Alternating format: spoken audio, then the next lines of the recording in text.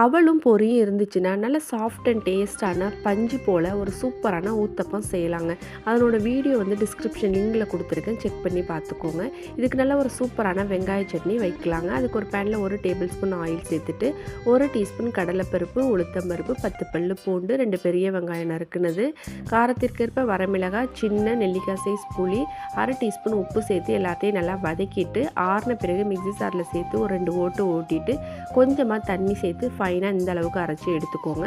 இதுக்கு ஒரு தாளிப்பு ரெடி பண்ணிக்கலாம். ஒரு பேனில் 1 டீஸ்பூன் ஆயில் சேர்த்துட்டு 1 டீஸ்பூன் கடுகு, 1/2 டீஸ்பூன் உளுத்தம்பருப்பு, 1/4 டீஸ்பூன் பெருங்காயத்தூள், கொஞ்சமாக கருவேப்பிலை சேர்த்து எல்லாத்தையும் நல்லா வதக்கிட்டு சட்னி கூட மிக்ஸ் பண்ணோம்னா நல்ல டேஸ்டான வெங்காய சட்னி ரெடிங்க. இந்த வெங்காய சட்னி அவல் பொரி ஊத்தப்பம், இட்லி, தோசை எல்லாத்துக்கூடயும் வச்சு சாப்பிட்றதுக்கு ரொம்பவே சூப்பராக இருக்குங்க. இதோட டீட்டெயில்டு வீடியோ டிஸ்கிரிப்ஷன் லிங்கில் கொடுத்துருக்கேன், மறக்காமல் செக் பண்ணி பார்த்துக்கோங்க.